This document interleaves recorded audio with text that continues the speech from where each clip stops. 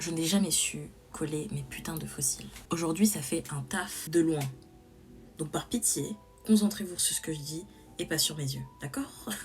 Bonjour mes mimis, j'espère que vous allez bien. Aujourd'hui, on va parler d'un sujet qui me tient à cœur et dont je vous ai parlé sur Instagram, le racisme dans la communauté cosplay. C'est un sujet qu'on a vaguement abordé sur Instagram et parfois même sur TikTok, et je me suis dit que ce serait vraiment bien d'approfondir le sujet dans une vidéo YouTube, donc un format un peu plus long. Cette vidéo, c'est un peu une suite logique de mon intervention dans la vidéo de Slafon. Les cosplayers de couleur, d'origine asiatique ou autre se prennent des réflexions outrageantes, et je vous laisse avec Elotaku, une cosplayeuse de couleur qui subit ça quotidiennement. D'ailleurs, je vous invite à aller la voir. Elle concerne le cosplay en général et je trouve qu'elle est super bien faite, donc allez la voir. Mais au-delà de ça, oui, j'ai abordé dans cette vidéo la question du racisme dans le cosplay, mais c'était 1 minute et quelques, donc du coup, on va approfondir tout ça aujourd'hui. On va donc commencer par définir les termes les plus importants du titre de cette vidéo, c'est-à-dire le mot racisme et le mot cosplay. On va commencer par le mot cosplay.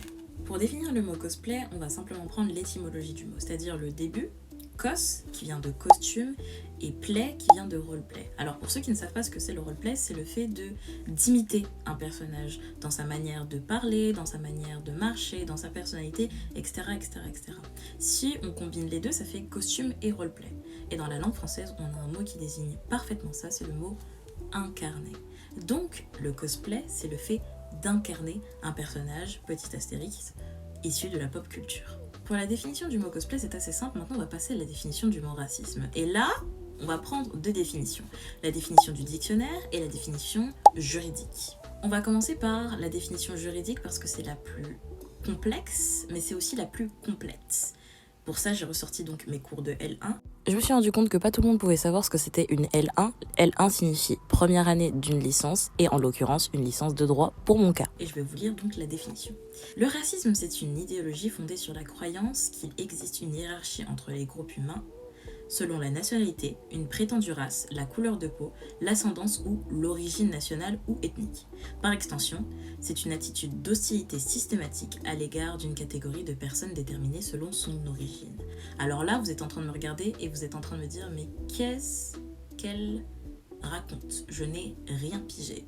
Alors on va prendre du coup la définition du dictionnaire qui est un peu plus simple. Quand vous ouvrez votre petit Robert, vous aurez normalement deux définitions. La première, c'est une idéologie qui postule une hiérarchie des races. Et la deuxième, c'est une discrimination ou hostilité violente envers un groupe d'humains basé sur leur race. Oui, j'imagine que c'est un peu plus simple. Mais voyez-vous, nous les juristes, on aime les termes compliqués, les phrases à rallonge, on aime parler pour ne rien dire. Je tiens quand même à vous prévenir, mais le racisme, ça ne se résume pas uniquement à ces phrases, que ce soit pour la définition juridique ou pour la définition que vous allez trouver dans le dictionnaire, parce que on peut rajouter une dimension historique, une dimension politique au racisme, mais malheureusement, ce n'est pas le sujet de la vidéo, donc je ne vais pas m'attarder dessus. Si vous voulez qu'un jour je vous fasse une vidéo TikTok ou Instagram ou même YouTube dessus, n'hésitez pas, parce que j'aime bien me documenter dessus. D'ailleurs, en tant que bébé juriste qui fait du droit depuis 4 ans, ouais, mais j'ai pas encore le barreau, donc théoriquement je suis encore un bébé juriste. En tant que bébé juriste, je tiens quand même à vous rappeler que le racisme, ce n'est pas une opinion. C'est un délit, en tout cas en France, qui peut être puni jusqu'à 3 ans d'emprisonnement et 45 000 € d'amende. Ça paye pas d'être raciste. Maintenant qu'on a défini les termes, on va enfin pouvoir rentrer dans le ventre du sujet. J'ai l'impression de faire une dissertation à l'oral et je vous avoue que c'est extrêmement plaisant. Vu que cette vidéo s'articule un peu comme une dissertation pour moi, on va faire un petit plan ensemble. Plan qui se divise donc en 3 parties. Dans la première partie, on va voir comment se manifeste le racisme dans le cosplay. Et vous verrez donc qu'il y aura 2 voies principales en tout cas. Ensuite, on va voir ensemble les plus grosses formes de racisme qu'on peut retrouver au sein du cosplay. Et enfin, on va faire un peu de prévention et on va regarder ensemble comment on peut lutter contre ce racisme dans la communauté cosplay. Vous êtes prêts? C'est parti. Parlons donc ensemble de comment se manifeste le racisme dans le cosplay. Et donc, je vous ai dit un peu plus tôt qu'il se manifeste par 2 voies. La première voie, c'est la plus simple, c'est la voie du raciste de base. Je m'explique. Lorsque je dis raciste de base, c'est quelqu'un qui n'aime pas la communauté ou l'ethnie en question à la base. Ça veut dire que c'est pas dans le cosplay qu'il aime pas les noirs, par exemple, c'est en général. C'est peu importe le domaine, il aime pas. La deuxième voie, elle est plus complexe à comprendre, mais c'est souvent la plus récurrente. C'est le fait que la personne n'aiment pas le fait que l'ethnie, la couleur de peau, ne matche pas avec celle du personnage. Par exemple, actuellement je suis en cosplay de Ricky. Un raciste qui utilise la deuxième voie de racisme dans le cosplay n'aimera pas mon cosplay, pas parce que je suis noire de base, mais parce que le personnage n'est pas noir. Et donc du coup, pour eux, je ne peux pas cosplayer ce personnage, parce que je suis noire. Et Ricky, il est blanc, qui plus est japonais. Vous savez pourquoi je vous dis que cette deuxième forme, elle est plus complexe? C'est parce que la plupart du temps, les gens qui font ce genre de remarques racistes n'ont pas conscience que c'est raciste. Parce que pour eux, ça découle d'une pensée qui est totalement différente du cosplay. Dans le sens où pour eux, le cosplay, c'est pas simplement incarner un personnage, mais c'est aussi lui ressembler au plus proche. Sauf que si on prend leur définition du cosplay, on part tous avec un désavantage. Déjà, est-ce que vous avez vu nos gueules face à des personnages d'animé? Qui sur Terre peut s'autoproclamer plus beau que Gojo? Qui sur Terre peut s'autoproclamer plus populaire que Levi? Bon, certains élites, mais c'est tout. Qui sur Terre a le corps en sablier des meufs dans les animés? Très peu de gens, on est d'accord. Personnellement, je déteste cette forme de racisme parce que je sais qu'il y a une partie qui est raciste sans s'en rendre compte et qu'il faut les éduquer là-dessus. Et puis il y en a d'autres, ils sont racistes et ils sont parfaitement à l'aise avec. Mais dans tous les cas, genre, entendre les phrases par exemple en commentaire de ouais mais t'es noire, tu pourrais faire Sir Crone, ou tu pourrais faire Canaria, ou tu pourrais faire je sais pas moi. Même quand c'est des personnages que je trouve badass, que j'aimerais cosplayer, par exemple Yoruichi dans Bleach par exemple, ou Mirko dans My Hero Academia parce que j'ai un peu la peau balsanée. Vous voyez, j'ai pas la peau noire foncée, malgré que je sois noire. Comment vous dire que ça me fait chier? Pourquoi je vais me restreindre à des personnages qui sont noirs alors que je pourrais faire plein d'autres personnages? Des personnages que j'apprécie, les réadapter à ma sauce et toujours incarner le personnage? Parce que c'est ça le cosplay, hein, incarner un personnage. Donc pourquoi je ne pourrais pas le faire? Ça m'énerve, mais je sais qu'il faut aussi que j'éduque les personnes. C'est donc le but de cette vidéo. Bref, maintenant que vous savez comment se manifeste le racisme au sein de la communauté cosplay, on va enfin parler des deux plus grosses formes de racisme qu'il y a au sein de cette communauté. À votre avis, quelles sont les deux plus grosses formes de racisme dans le cosplay?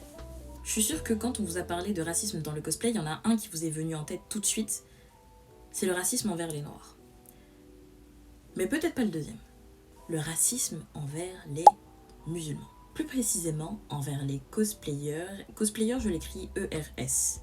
Pour ceux qui se posaient la question et qui se disent pourquoi c'est au masculin à chaque fois?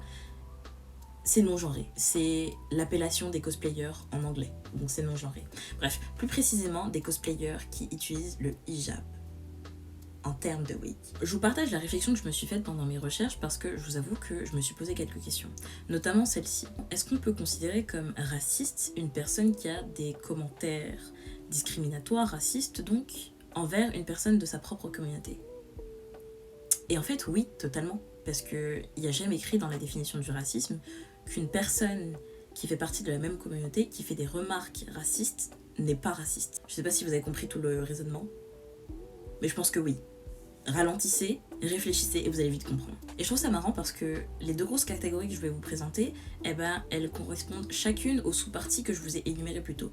Les racistes de base et les racistes qui ne savent pas qu'ils sont racistes, mais qu'ils le sont quand même. Concernant les personnes qui portent le hijab, beaucoup de gens vont leur faire des remarques racistes parce que la plupart du temps, les gens considèrent le cosplay comme haram.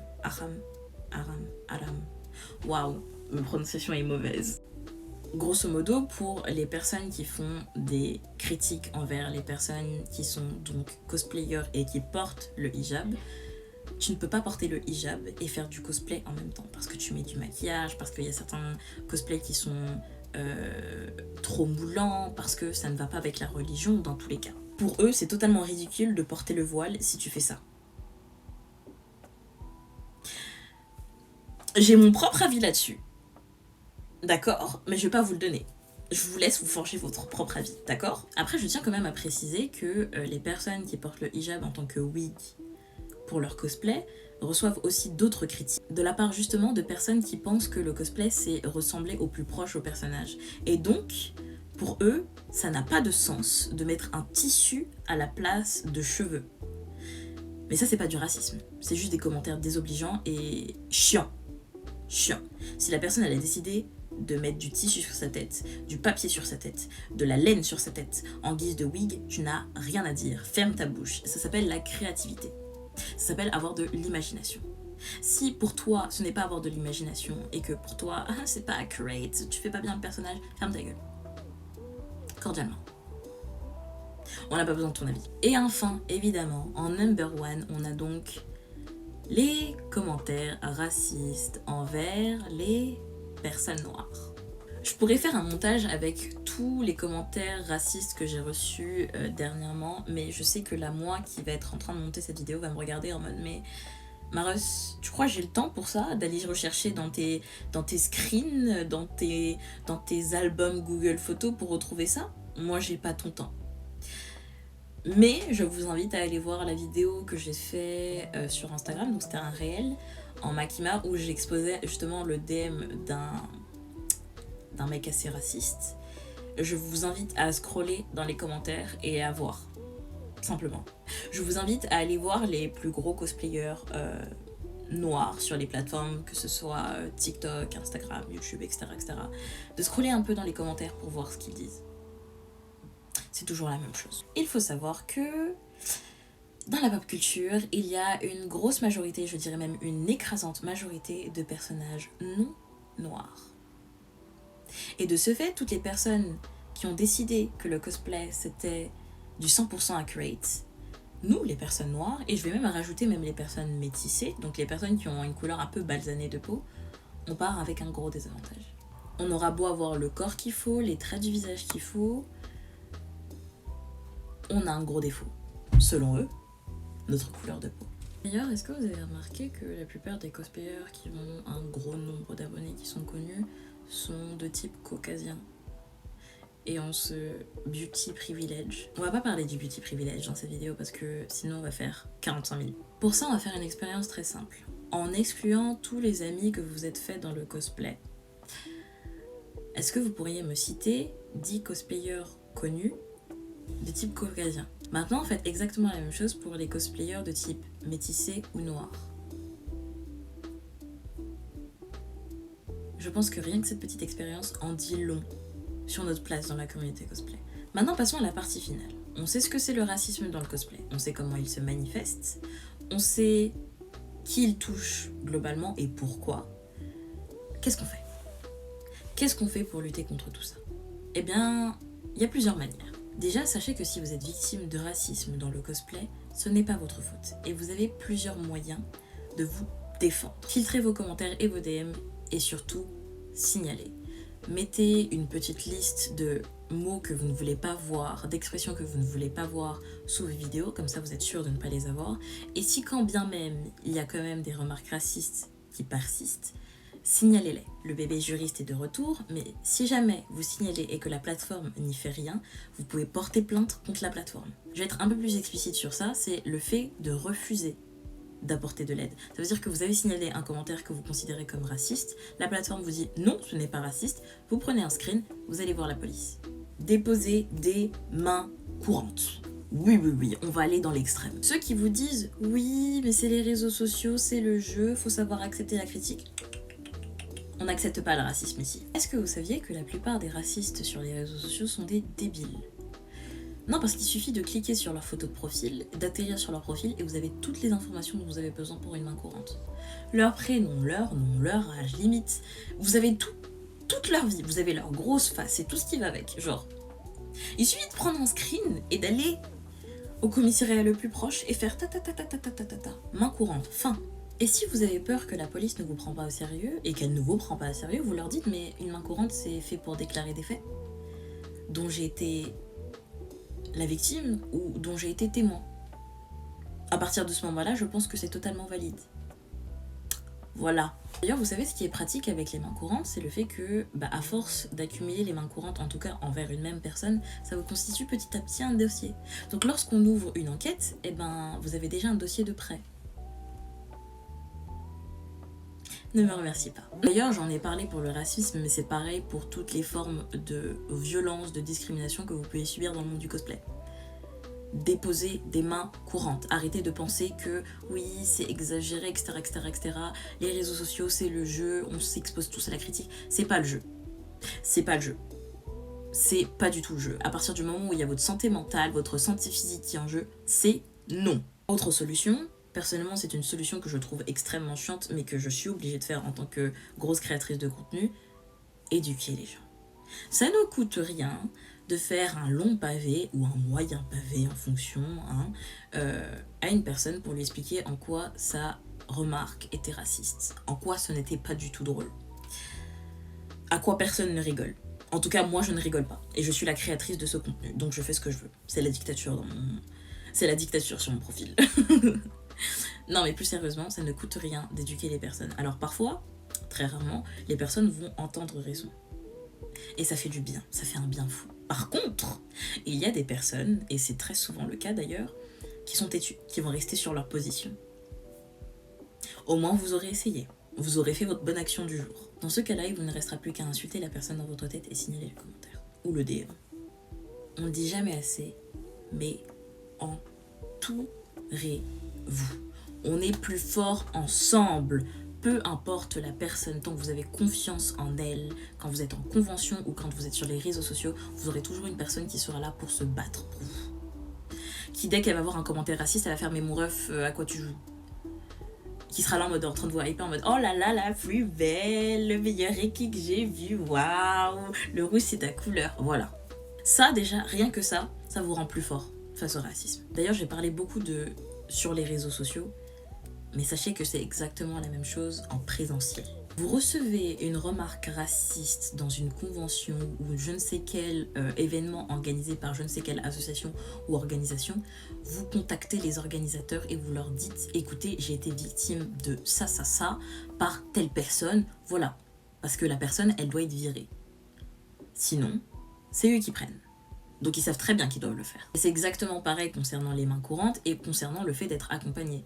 On est toujours plus fort ensemble, donc ça veut dire que si quelqu'un vous fait une remarque raciste et que vous êtes avec vos deux meilleurs potes, vous inquiétez pas qu'ils vont aller les mêler. Alors pas de violence physique, pas de violence verbale, mais au moins vous serez protégé et vous serez avec des personnes de confiance qui pourront vous aider au moment venu. En conclusion, mes mimis, sachez que le cosplay c'est fait pour absolument tout le monde. C'est une passion qui est totalement inclusive, qui laisse libre cours à l'imagination, à la création et qui s'ouvre à tout le monde, que vous soyez gros, fin, noir, chinois, indien, peu importe ce que vous êtes, vous pouvez faire du cosplay parce que c'est incarner un personnage. Il n'y a rien qui vous limite, il n'y a pas de règles dans le cosplay. Donc amusez-vous. Lâchez-vous et oubliez tout ce qui est négatif. L'important c'est de s'amuser. Voilà, c'était tout pour cette vidéo sur le racisme dans la communauté cosplay. J'espère que cette vidéo vous aura plu. Et si c'est le cas, n'hésitez pas à lâcher un petit like, un petit commentaire, ça fait toujours plaisir. Je suis très heureuse d'avoir fait cette vidéo parce qu'elle me tenait extrêmement à cœur. Qui plus est dans un magnifique cosplay en plus. Sur ce, je vous laisse parce qu'il est un peu minuit 46, que j'ai des transitions à faire avec ce cosplay et qu'en plus je me suis pas nourrie.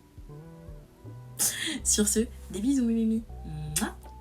Si tu as aimé cette vidéo, n'hésite pas à me suivre sur Instagram et TikTok où je publie régulièrement. Sinon, j'espère que tu as passé une bonne journée, soirée ou après-midi en fonction du moment où tu le regardes et je te fais des bisous.